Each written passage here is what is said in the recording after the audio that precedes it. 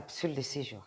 Nous émettons depuis Kinshasa, la capitale de la République démocratique du Congo, et à la présentation, c'est votre servante Anne Boussanga Kaliba.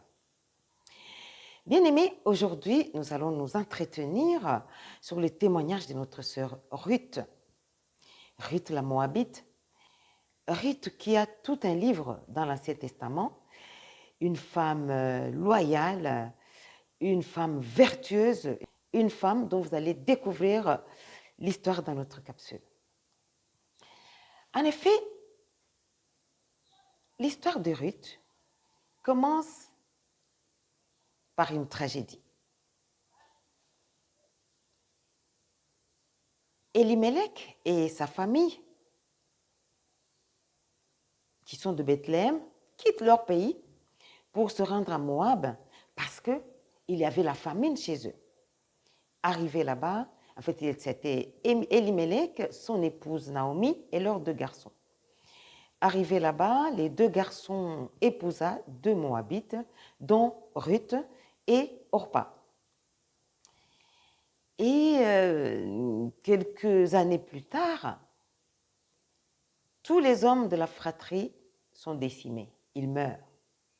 Il ne reste plus que des femmes, c'est-à-dire Naomi et ses 2 belles-filles. C'était vraiment la catastrophe, c'était la tragédie. Elles se sont débrouillées tant bien que mal, mais un jour, Naomi apprit que le Seigneur avait visité son pays, que la famine était derrière eux et que tout était revenu dans l'ordre.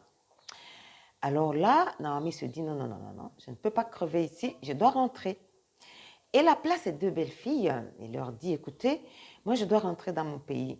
Je n'ai plus d'hommes à vous donner, quand bien même je me marierai de l'autre côté et que je ferai des enfants. Et en tout cas, il faut du temps pour qu'ils grandissent et qu'ils deviennent des hommes pour vous épouser. Donc du coup, moi je rentre chez moi et vous restez chez vous. Les 2 femmes, jeunes femmes, essayèrent d'insister, mais Naomi était catégorique. Elle dit non, laissez-moi partir, s'il vous plaît. Vivez vos vies ici chez vous avec vos dieux, avec votre Dieu et vos familles. Alors, après cela, Orpa a décidé de rester. Mais Ruth ne l'a pas entendu de cette oreille. Elle dit, écoute, non, je ne te lâche pas. Et de là, l'expression célèbre que nous connaissons, où tu iras, j'irai. Ton peuple sera mon peuple et ton Dieu sera mon Dieu. Voilà, c'est ça que Ruth a déclaré à sa belle-mère.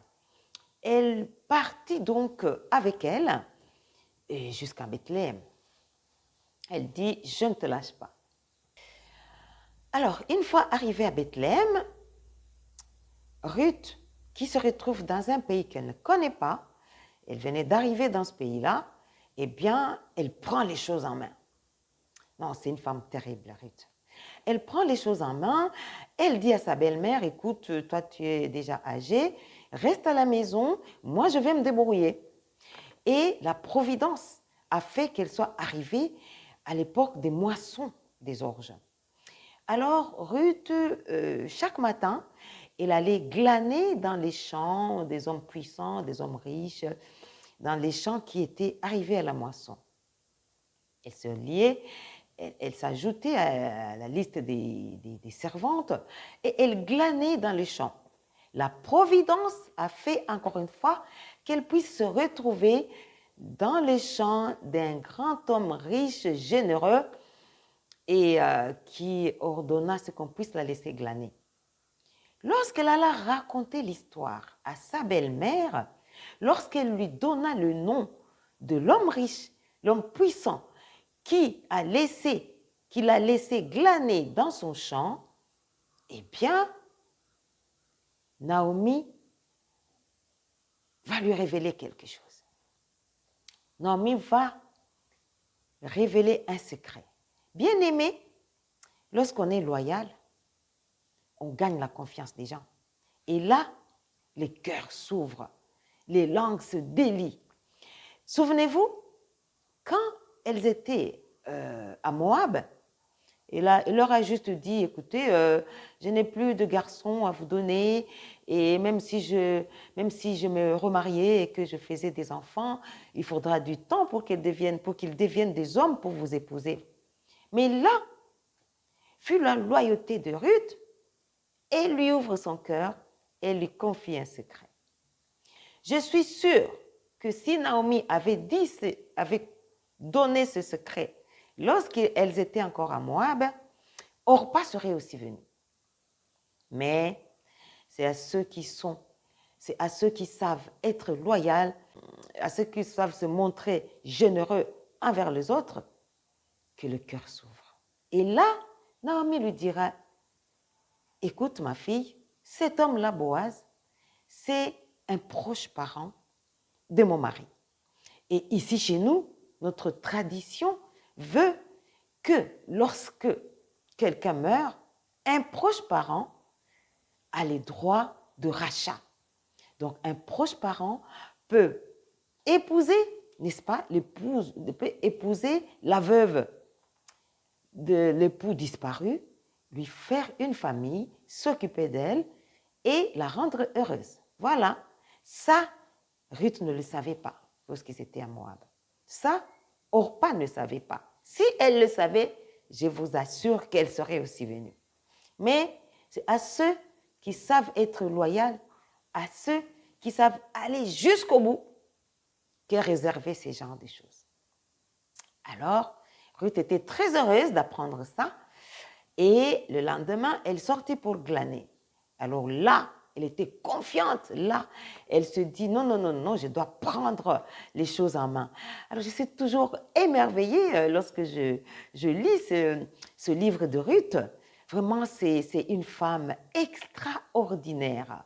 Et là, elle n'a pas hésité, n'a pas lésigné. Elle est allée tout droit vers Boaz. Elle dit, mais écoutez, je sais tout maintenant. Je sais que tu es proche parent de Naomi, qui est ma belle-mère. Je sais que tu as le droit de rachat sur moi. Alors, qu'est-ce que tu attends? Quelle belle histoire. Et Boaz lui dit, écoute, pas si vite. Il y a encore quelqu'un qui est plus proche de Naomi et de sa lignée que moi. Alors, allons voir la personne. Ils allèrent voir cette personne qui devait avoir le droit de rachat avant Boaz. Et lorsqu'ils arrivèrent, la personne renonça à son droit de rachat. Et Boaz sauta sur l'occasion, connaissant déjà Ruth, connaissant sa loyauté, connaissant son courage. C'est vraiment la femme vertueuse de Proverbe 31, hein, Ruth. Alors, connaissant tout cela, Boaz sauta sur l'occasion et décida d'épouser Ruth. Ah, waouh! Et là, le mariage fut consommé et Ruth devient la femme de Boaz. Et là, Naomi était toute contente. Elle s'est dit, écoutez, même si je mourrais aujourd'hui, je sais que je laisse Ruth en sécurité. Elle, qui a pris soin de moi, elle est à présent en sécurité. Bien-aimé, lorsque Boaz épouse Ruth, c'est le retournement de cette tragédie qui a commencé au premier chapitre. Et de cette union naîtra Obed, qui est le grand-père de David, le fameux roi David que nous connaissons, dont la lignée engendrera le Messie qui est le Christ. Waouh! Waouh! Tenez-vous bien, vous l'aurez bien entendu. Ruth, la Moabite, devient arrière-grand-mère de Jésus-Christ. Alléluia. En fait, Dieu, en conclusion, je peux dire ceci, Dieu agit dans les détails de nos vies, mais c'est à nous de prendre la décision. Il nous appartient de prendre la décision. Orpa, qui pourtant était déjà en contact avec le peuple de Dieu, a pris la décision de rester avec son Dieu, de rester avec son peuple. Par contre, Ruth a pris la décision de suivre le Dieu de Naomi et sa paye. Voilà, elle a épousé Boaz, avec qui ils ont eu Obed, le grand-père de David, et cette Moabite s'est retrouvée dans la lignée de Jésus-Christ. Bien-aimés, chaque jour nous sommes en contact avec le peuple de Dieu. Chaque jour nous entendons parler de ce Messie, le Christ, Jésus-Christ. Chaque jour nous avons un choix à faire. Et aujourd'hui, je suis en train de nous encourager de choisir Dieu. Bien-aimés, avec Dieu, les tragédies se transforment en restauration. Bien-aimés, avec Dieu, on ne peut pas rester dans la même situation tous les jours. Dieu, c'est un Dieu puissant qui opère des miracles. Dieu, c'est un Dieu puissant qui change des situations. Aujourd'hui, je nous encourage à suivre ce Dieu-là.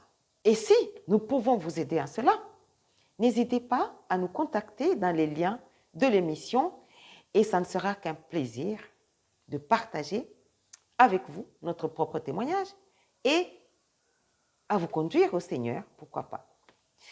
Voilà, nous sommes arrivés à la fin de notre capsule et il ne reste plus qu'à vous dire au revoir dans le plaisir de nous retrouver au prochain numéro.